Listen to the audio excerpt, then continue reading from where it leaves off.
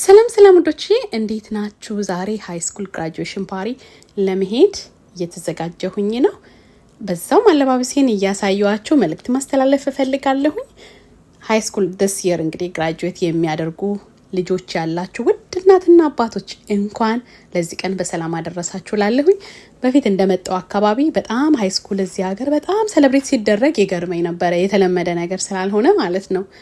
እኛ ሀገር ግን አሁን ሳይው እንደወላጅ ትክክለኛ ሴሌብሬት ልናደርገው ይገባል የብዬ ማስበው ቀን ሆኖ አግኝቻለሁ። እውነት ለመናገር ለምን አንድ እናትና አባት ያው በብዛት ማለት ነገሮችን ሁሉ ለልጆቻቸው የሚወስኑበት የሚያቆሙበትን ቀን ጭምር ነው ማለት ነው።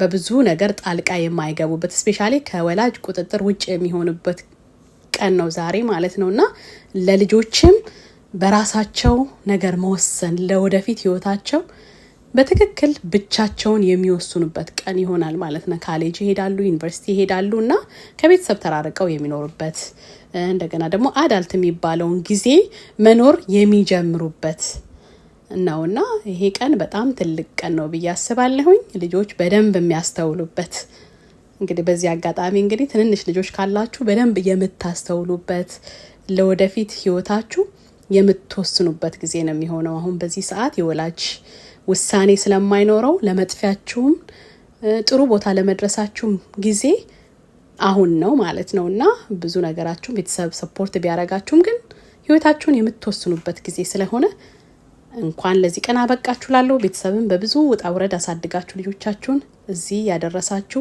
ውድ እናትና አባቶች እንኳን ለዚህ ቀን አደረሳችሁ። ያ ይሄን ይመስላል አለባበሴ። እንግዲህ ብሌዘሩ ኤክስፕረስ ነው፣ ስከርቱም ኤክስፕረስ ነው። እንደምታውቁት ሲኩዊን ወዳለሁኝ እና ስቲም ማዳም እና ዋይኤስኤል ፖርስ አድርጌያለሁ። ወዳችኋለሁ። ባይ